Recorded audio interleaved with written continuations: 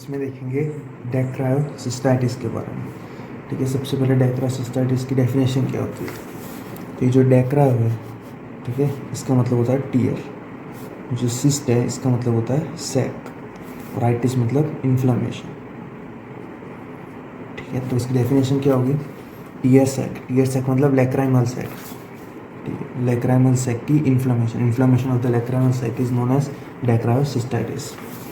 सबसे पहले इसका टाइप हुआ है कंजेनाइटल डेक्रायोसिस्टाइटिस। यह कंजेनाइटल डेक्रायोसिस्टाइटिस मतलब inflammation of the corneal sac in the newborn या इन्फेंट्स, इसलिए इसका दूसरा नाम है डेक्रायोसिस्टाइटिस नियोनेटोरम। इसकी इटियोलॉजी कौन सी होगी, कॉज कौन से होगी। तो dacryocystitis in infants occur due to the collection या स्टेसिस, कलेक्शन या stasis of secretion in the lacrimal sac. ठीक है, stasis of secretion in lacrimal sac की वजह से डेक्रायोसिस्टाइटिस होता है इन द चिल्ड्रन या इन्फेंट्स। ये जो कलेक्शन ऑफ सिक्रेशन वो कौन सी वजह से हो सकता है, obviously due to any blockage. ठीक है, ब्लॉकेज मोस्ट कॉमनली कहाँ पे होता है, नेजोलैक्राइमल डक्ट में। अब ये नेजोलैक्राइमल डक्ट में ब्लॉकेज होता है, वो किस टाइप का ब्लॉकेज होता है या किसकी वजह से ब्लॉकेज होता है। ठीक है, वो देखते हैं। जो मोस्ट कॉमन कॉज है वो है membranous occlusion at the level of valve of Hasner, या फिर लोअर एंड में बोल सकते हैं। Membranous occlusion at the valve of Hasner या लोअर एंड, ये होता है most common cause of the nasolacrimal duct blockage. दूसरा कॉजेज कौन से हो सकता है, एक लोअर एंड है, दूसरा ठीक है हो सकता है upper end blockage of the nasolacrimal duct, या blockage due to the epithelial debris collection. उसके बाद non canalisation of the nasolacrimal duct, और रेयरली बोनी ओक्लूजन। ठीक है, ये सारे कॉजेज होते हैं which cause the blockage of the nasolacrimal duct. Most commonly is the membranous occlusion at the level of valve of Hersner या lower end. दूसरा causes upper end epithelial debris collection, उसके बाद non canalization और rarely bony occlusion। अब secondary bacterial infection भी हो सकता है। ठीक है, सेकेंडरी बैक्टीरियल इन्फेक्शन बैक्टीरिया कौन से हो सकते हैं, स्टेफाइलोकोकस, नीमोकोकस या स्ट्रेप्टोकोकस। ये 3 बैक्टीरिया होता है which causes secondary bacterial infection. उसके बाद क्लिनिकल फीचर्स कौन से होंगे। अब देखा था नेजोलैक्राइमल डक्ट की ब्लॉकेज, ठीक है, उसका मतलब टीयर का जो ड्रेनेज होता है वो नहीं होगा, इसकी वजह से एक्सेस टीयर सिक्रेशन होगा जिसको बोलते हैं एपिफोरा। ठीक है, एपिफोरा होगा। अब it can be associated with the mucopurulent discharge. ठीक है, अगर सेकेंडरी बैक्टीरियल इन्फेक्शन हुआ है तो म्यूकोप्यूरुलेंट डिस्चार्ज भी प्रेजेंट हो सकता है। दूसरे क्लिनिकल फीचर कि जो रीगर्जिटेशन टेस्ट है वो पॉजिटिव होगा। अब रीगर्जिटेशन टेस्ट कौन सा होता है, जो लैक्राइमल सैक वाला एरिया होता है वहाँ पे अगर हम प्रेशर अप्लाई करेंगे, ठीक है, उस एरिया को प्रेस करेंगे तो वहाँ जो पंक्टा होता है उसमें से प्यूरुलेंट डिस्चार्ज निकलेगा। ठीक है, प्यूरुलेंट डिस्चार्ज निकलेगा, उसको बोलते हैं regurgitation test which is positive in the congenital dacryocystitis. और जो थर्ड क्लिनिकल फीचर होगा वो स्वेलिंग ऑफ लैक्राइमल सैक। ये 3 क्लिनिकल फीचर हो गए, epiphora, mucopurulent discharge, regurgitation test positive. वो होता क्या है, regurgitation of the purulent discharge from the lower puncta या अपर पंक्टा भी हो सकता है, और lastly swelling of the lacrimal sac. उसके बाद डिफरेंशियल डायग्नोसिस में ऑफ्थेल्मिया नियोनेटोरम, ठीक है, ऑफ्थेल्मिया नियोनेटोरम या कॉन्जेनाइटल ग्लोकोमा। ठीक है, ये दोनों कंडीशन है हमको डिफरेंशिएट करना पड़ता है with the from the congenital dacryocystitis with the help of obviously जो टेस्ट होते हैं और जो डायग्नोस्टिक प्रोसीजर्स होते हैं उसकी हेल्प से। उसके बाद कॉम्प्लिकेशन कौन सी होती है, तो अगर इन्फ्लेमेशन ऑफ लैक्राइमल सैक रहेगा तो ठीक है, वो एक्यूट या क्रॉनिक डेक्रासिस्टाइटिस भी हो सकता है। इसके बाद कंजंक्टिवाइटिस डेवलप हो सकता है।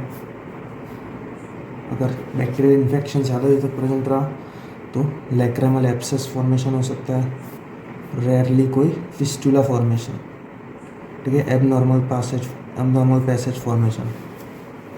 ये चार कॉम्प्लिकेशन होगी, एक्यूट या क्रॉनिक डेक्रासिस्टाइटिस, कंजंक्टिवाइटिस, लैक्रिमल एब्सेस और फिस्टुला फॉर्मेशन। इसकी ट्रीटमेंट मोस्ट इम्पोर्टेंट पार्ट वो है इसकी ट्रीटमेंट। अब जो ट्रीटमेंट ऑफ द डेक्रासिस्टाइटिस है, ठीक है, कॉन्जेनिटल डेक्रासिस्टाइटिस, वो बेसिकली हमको धीरे धीरे step by step treatment proceed करनी पड़ती है, डायरेक्ट सर्जिकल प्रोसीजर में नहीं जाते। सबसे पहले कंजर्वेटिव, उसके बाद एक और ट्रीटमेंट आगे थोड़ी प्रोसीड करते हैं, फिर धीरे धीरे अलग अलग ट्रीटमेंट प्रोसीड करते हैं, लास्ट में सर्जरी ऑप्शन बढ़ जाता है। सबसे पहली कंजर्वेटिव प्रोसीजर वो है massage over the lacrimal sac, ठीक है, massage over the lacrimal sac plus topical antibiotics. Massage कैसे करते हैं? In the direction of the nasolacrimal duct, ठीक है, डायरेक्शन कौन सी होती है उसकी? डाउनवर्ड, बैकवर्ड और लैटरली, इस डायरेक्शन में मसाज करते हैं। तो जो पार्शियल ऑब्स्ट्रक्शन होगा या फिर कोई ऑब्स्ट्रक्शन होगा, छोटा सा स्मॉल ऑब्स्ट्रक्शन होगा, वो मसाज करने से निकल जाएगा। It can be done for 4 times per day, ठीक है, 4 times पर डे। और लोकली हम टॉपिकल एंटीबायोटिक्स भी अप्लाई करता है, क्योंकि सेकेंडरी बैक्टीरियल इन्फेक्शन हो तो वो ट्रीट हो जाए। उसके बाद अगर इससे नहीं हुआ तो सेकेंड प्रोसीजर है, सेकेंड स्टेप है, वो है लैक्रिमल सिरिंजिंग या इरिगेशन, लैक्रिमल सिरिंजिंग या इरिगेशन विथ नॉर्मल सलाइन, ठीक है, नॉर्मल सलाइन प्लस एंटीबायोटिक इसमें भी देते हैं। अब इस सिरिंजिंग में करते क्या है, हम with the help of syringe हम पंटा में और कैनाल लिक्विडाई में, बेसिकली लैक्रिमल पैसेज में हम नॉर्मल सलाई इंजेक्ट करते हैं। तो उसकी वजह से अगर कोई मेम्ब्रेनस, इससे क्या होगा, मेम्ब्रेनस ऑक्लूजन होगा कोई, तो वो रिमूव हो जाएगा। बेसिकली जो because of the hydraulic pressure, ठीक है, हम जो नॉर्मल सलाइन इंजेक्ट करते हैं उसके हाइड्रोलिक प्रेशर की वजह से जो मेम्ब्रेनस ऑक्लूजन होता है वो निकल जाएगा और लैक्रिमल पैसेज टीयर्स को प्रॉपरली ड्रेन कर सकता है। उसके बाद it can be carried once a week और वंस इन 2 weeks, ठीक है, वंस अ वीक या वंस इन 2 weeks। अब ये लैक्रिमल सिरिंजिंग करता है कब है? At the age of 3 months of age की, ठीक है। अगर 3 months की एज हुई है और मसाज और टॉपिकल एंटीबायोटिक्स से भी नहीं हुआ है ट्रीट, तो फिर हम लैक्रिमल सिरिंजिंग करते हैं, कि उसमें जो इन्फेंट होता है उसकी एज होनी चाहिए एज होनी चाहिए 3 months। तो सबसे पहले हो गया मसाज और second lacrimal syringing. Lacrimal syringing is done when the occlusion is not treated up to the age of 3 months। अब जो थर्ड स्टेप आता है, ठीक है, अगर लैक्रिमल सिरिंजिंग से भी नहीं हुआ तो दूसरा जो स्टेप आता है वो आता है प्रोबिंग, ठीक है, probing of nasolacrimal duct with the help of Bowman's probe. अब ये बोमेंस प्रोब जो बेसिकली मेनली बोनी ऑक्लूजन को रिमूव करने के लिए यूज़ करते हैं। ये यूज़ कब करता है? If the condition is not cured up to the age of 6 months, या 6 months की एज हुई है और तभी भी अगर लैक्रिमल सिरिंजिंग से ट्रीट नहीं हुआ तो करते हैं प्रोबिंग ऑफ द नेज़ोलैक्रिमल डक्ट। ये 3-4 weeks के इंटरवल में कर सकते हैं, ठीक है, 3-4 weeks के इंटरवल में कर सकते हैं, जब तक जो पूरा बोनी ऑक्लूजन है वो रिमूव ना हो जाए। अब जो फोर्थ स्टेप आता है वो होता है बलून कैथेटर डायलेशन, ठीक है। इसमें क्या होता है, एक प्रोब की मदद से, जिसमें बलून कैथेटर मतलब जॉइंट हुआ होता है, उसको हम पंटा और कैनालिकुलाई में पास करते हैं और पूरे लैक्रिमल पैसेज के नेज़ोलैक्रिमल डक्ट तक जाने देते हैं। उसके बाद हम जो बलून होता है उसको इन्फ्लेट कर देते हैं। ये जो बलून होता है वो इन्फ्लेटेबल होता है, इन्फ्लेटेबल, ठीक है। तो लैक्रिमल पैसेज में एंटर होने के बाद इसको हम इन्फ्लेट कर देते हैं और जो स्कारिंग या कोई कंस्ट्रिक्शन ऑफ द नेजोलैक्रिमल डक्ट होगा, कंस्ट्रिक्शन ऑफ द नेजोलैक्रिमल डक्ट होगा, वो ओपन हो जाएगा और जो नॉर्मल पैसेज होगा लैक्रिमल पैसेज वो ओपन हो जाएगा।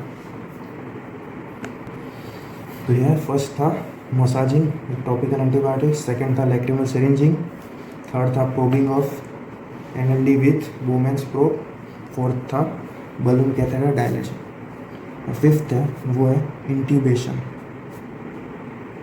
With silicon tube.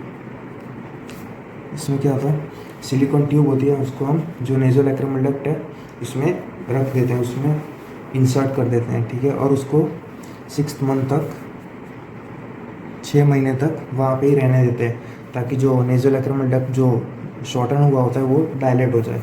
6 महीने तक हम उसको वहीं पे रहने देते हैं। 6 month it is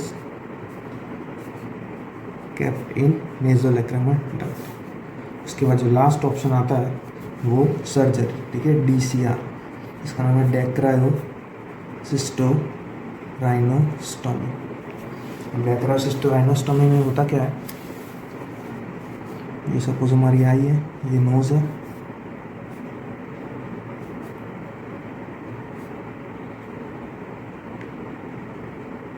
rough diagram है, ठीक है। ऐसे था हमारा लैक्रिमल एपरेटस। यहाँ पे नेजोलैक्रिमल डक्ट की ओपनिंग होती है इन द इंफीरियर मीएटस। यहाँ पे एक बोन प्रेजेंट होता है, वो होता है लैक्राइमल बोन। और DCR ऑपरेशन में हम करते हैं क्या, जो लैक्रिमल सैक को हम डायरेक्टली ये लैक्रिमल बोन को ब्रेक करके डायरेक्ट ओपनिंग इसकी यहाँ पे कर देते हैं, ठीक है, directly in the nasal cavity in the middle meatus, ठीक है। यहाँ पे मिडल मीएटस प्रेजेंट होता है, वहाँ पे इसकी ओपनिंग कर देते हैं by breaking the lacrimal bone. अब ये DCR करते कब है, जब चाइल्ड की एज 4 इयर्स तक हो जाए तब। 4 इयर्स तक अगर ये ट्रीट नहीं हुआ, उससे पहले हम जो कंजर्वेटिव ट्रीटमेंट है, कि जो पहले वाली ट्रीटमेंट्स थी, massaging, lacrimal syringing, probing, catheter dilation, ठीक है, ये सब ट्रीटमेंट हम कंटिन्यू रखते हैं। उसके बाद अगर 4 इयर्स तक हो जाए और फिर भी ट्रीट नहीं हुआ तो हम DCR ऑपरेशन करते हैं। तो ये होता है पूरी ट्रीटमेंट ऑफ द कंजेनाइटल डेक्रायोसिस्टोराइनोस्टोमी, ठीक है। तो ये है पूरा पहली ट्रीटमेंट, ठीक है, massaging, lacrimal massage in the area of the lacrimal sac, ठीक है। डायरेक्शन कौन सी, डाउनवर्ड, बैकवर्ड और laterally, along with the topical antibiotics. और ये कितने टाइम करते हैं, 4 टाइम्स पर डे। दूसरी जो स्टेप था वो था लैक्रिमल सिरिंजिंग, ठीक है। इसमें हम सिरिंज की मदद से पंक्टा है और जो लैक्रिमल पैसेज है उसमें नॉर्मल सलाइन इंजेक्ट करते हैं, और उसकी वजह से जो मेम्ब्रेनस ऑक्लूजन होता है वो निकल जाता है because of the hydraulic pressure. और कौन सी एज तक करते हैं, 3 मंथ्स की एज हो जाती है जब चिल्ड्रन की, तब करते हैं। और उसके बाद था probing of nasolacrimal duct with the help of Bowman's probe. तो ये है बोमेंस प्रोब। ये जो बोमेंस प्रोब है, ठीक है, उसको हम लैक्रिमल पैसेज में एंटर करते हैं, और जो यहाँ पे बोनी ऑक्लूजन होता है, ठीक है, जो लैक्रिमल बोन की वजह से अगर कोई बोनी ऑक्लूजन होता है तो वो निकल जाता है। और ये एज कौन सी थी, 6 मंथ, ठीक है। जो सिरिंजिंग थी, लैक्रिमल सिरिंजिंग, वो 3 मंथ्स ऑफ एज, और ये probing Bowman's probe 6 months of age. उसके बाद ये है बलून कैथेटर डायलेटर। इसमें देख सकते हैं यहाँ पे एक कैथेटर है, उसमें बलून, इन्फ्लेटेबल बलून ज्वाइन किया हुआ है, और इसमें अगर हम पास करने के बाद हम इसको डायलेट कर देते हैं ये बलून को। उसके बाद अगर जो कंस्ट्रिक्टेड नेजोलैक्रिमल डक्ट होता है वो ओपन हो जाती है, ठीक है। उसके बाद था intubation with the silicon tube. उसमें हम सिलिकॉन ट्यूब इंसर्ट करके रखते हैं टिल 6 मंथ। और लास्टली डेक्रायोसिस्टोराइनोस्टोमी।